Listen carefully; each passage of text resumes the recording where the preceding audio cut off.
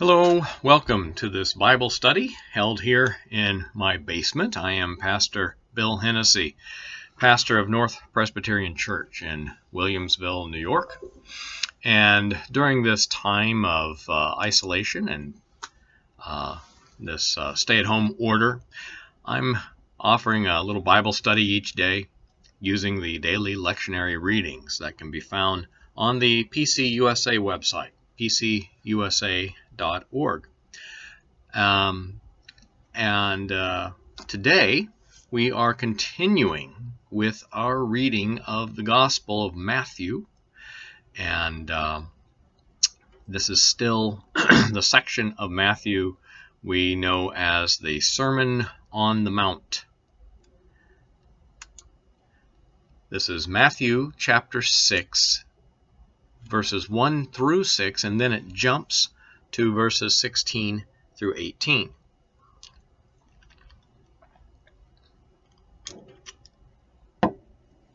Beware of practicing your piety before others in order to be seen by them, for then you have no reward from your Father in heaven.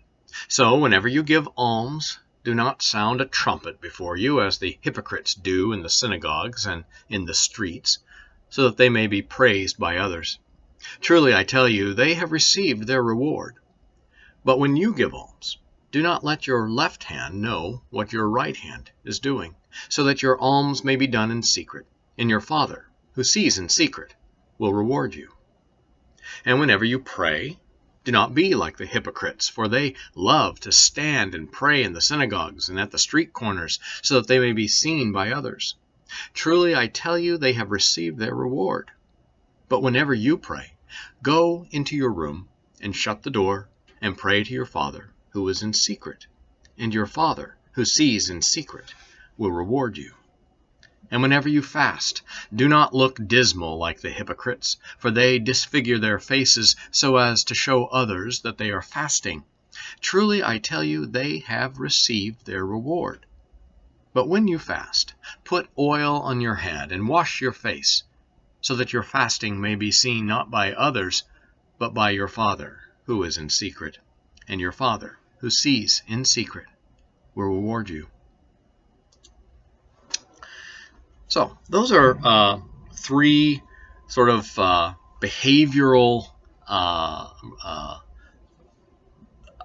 recommendations. They aren't really commandments, I think, but Jesus is talking about how we practice various forms of piety, almsgiving, praying, and fasting.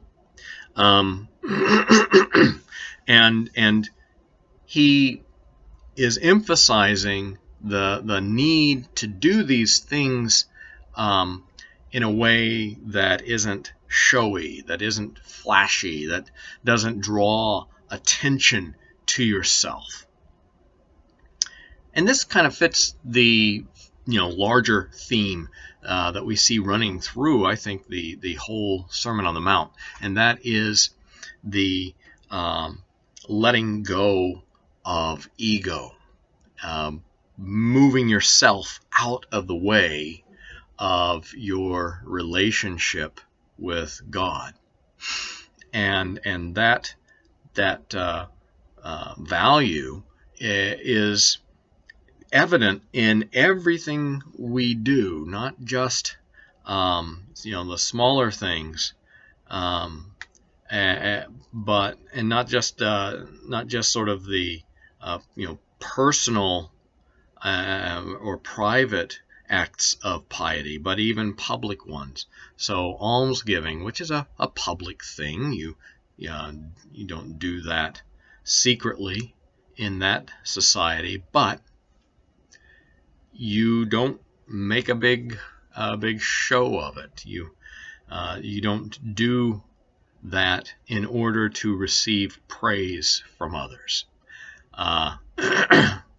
In our society, of course, we have huge philanthropic foundations that talk about all that they give and the different charities they support, Partly that is for the sake of accountability, because they are also asking others to give toward them, toward those foundations, and so they need to highlight what they do and how that money is used. But there is an element often of sort of self-promotion that in this passage in Matthew, Jesus is not at all interested in, and finds that kind of behavior to be very hypocritical and very suspect.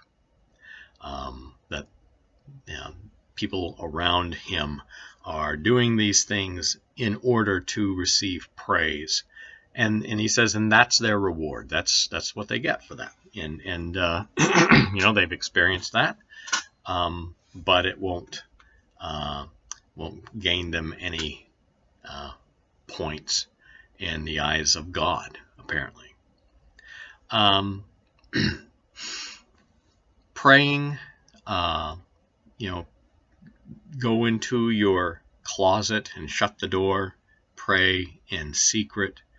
I don't know anything much about the cultural practices in that part of the world at that time necessarily, but it is entirely possible there may have been folks on street corners praying loudly. It's maybe less of a problem than maybe we're being led to believe. There may be a certain element, I think, of self-criticism going on here on the part of the writer of this gospel. Remember, of course, this gospel is written, later in the first century, and it may be that the writer of this gospel of Matthew is concerned about how this community compares to other Jewish communities, other Jewish gatherings. And it may be that the writer is concerned that we're trying to sort of one-upmanship these other communities, and that would create this sort of danger that we're just trying to promote ourselves, and we aren't really focused on serving God. It's hard to imagine what street life may have been like in that period. At the time that Jesus lived, most of that activity would have been happening, I assume, at the temple in Jerusalem, and maybe in the temple sort of precincts, which is a large area, and there may have been a lot of sort of loud, open praying going on, but everybody probably would have been doing their own thing. A few years ago, I visited Israel, and we went to Kotel, the Western Wall, and people were there, sort of praying, some out loud, some silently, but everybody was sort of just doing their own thing, and there wasn't this I didn't get the impression at all that people were trying to sort of outdo one another in that setting. For the writer of Matthew, who wrote much later and after the temple was destroyed, figuring out what these practices should look like in the absence of the temple must have been a huge issue for them. How do you practice your piety, which is sort of rooted and centered in the temple when there is nothing left there to focus on. So that's got to be a real concern for the the Jewish population, and that would have included this um, community around Matthew as well. Fasting, of course, fasting is a practice in many religions, as are almsgiving and praying, obviously. But you know, is fasting meant to sort of put ourselves through misery? That is sort of evidence of our piety that everyone can see? Or is it meant to be a spiritual discipline that we keep to ourselves? You're maybe familiar, of course, in Islam, they have the month of Ramadan, which is current right now. They started at the end of April. And during the month of Ramadan, from sunrise to sunset, Muslim people who practice Ramadan, who keep Ramadan, fast, like completely, no food or drink whatsoever for those hours between sunrise and sunset each day for the whole month, 28 days. That's but the understanding is that you will also do your other stuff, so if you have a job, you generally will go to work. You do your work, and the friends of mine who are Muslim, you would never know that they're in the midst of a fast. They aren't, they don't appear to be in any way sort of languishing or suffering or anything like that. It's a joyful experience, and fasting should be, if it's, I think, done in a way that's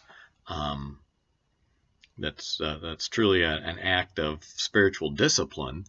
It should be a joyful act, and not something that's self sort of masochistic or anything like that.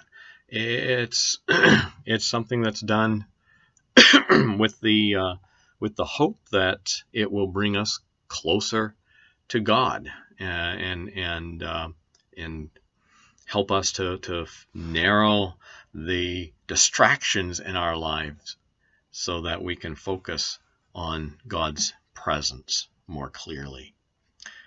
There's a wonderful story in the writings of Lao Tse, a Taoist, about a bell carver. And a bell carver is a wood carver who creates a bell stand, I guess is what it is. He's a wood carver, and he's commissioned by the prince to create a bell stand out of wood. And he says when he was given that assignment, well, he produces this wonderful bell stand. It's just beautiful, and everybody is just amazed at what he's done. And the prince says, how did you do this? And he said, well, when you told me to do this, I began to fast. And after so many days fasting, I lost all concern for my needs and my desires. And after so many more days, I lost all concern for what the prince wanted, and being worried about what others might think of me, and so that sort of pressure was relieved.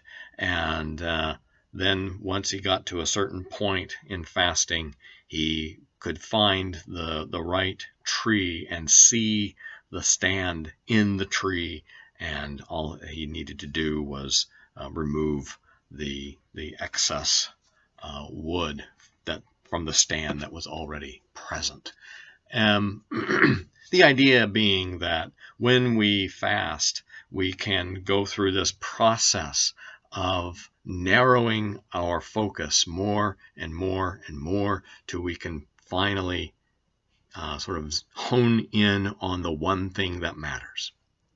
And that means sort of letting go of personal satisfaction and personal desires. So letting go of ego and not being driven by the needs of ego. That's an important, I think, element of piety today. So much in our culture is, focused on the needs of our egos. Whether it's our future and in terms of the kinds of portfolios we put together for financially or whatever it is, to what we consume, the things that we have, the kind of cars that we drive, the kind of house that we live in, the neighborhood, all these things that are meant to improve us and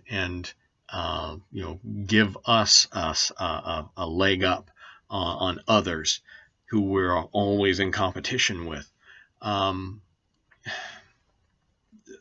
Spiritual disciplines are meant to help us let go of all those concerns that we are bombarded with over the course of every day through advertisements and and virtually every other form of media. Letting go of ego is the sort of perennial, quintessential value of, I think, every spiritual tradition that I'm familiar with. It is always about letting go of that need to satisfy the self. John Calvin wrote that the denial of self is the center of the Christian life. That's the most important thing, is denial of self. And when we can do that, then we can live for others. And that's what Jesus is talking about here.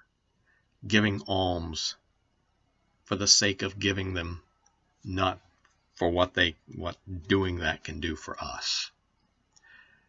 Praying for the sake of being in communion with God within ourselves, and not for the sake of showing the world who we are, what we're doing.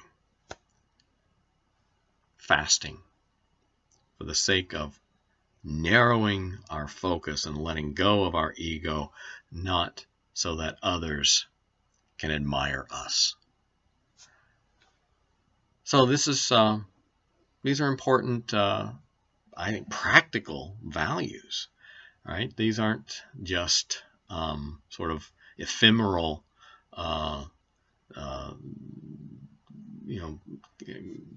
instructions, and these aren't out of reach for us. These are things that we can do in our lives that can help us let go of our need for self-promotion, for our self-absorption, but let go of the ego and allow ourselves to be shaped by the presence of God, by the holy.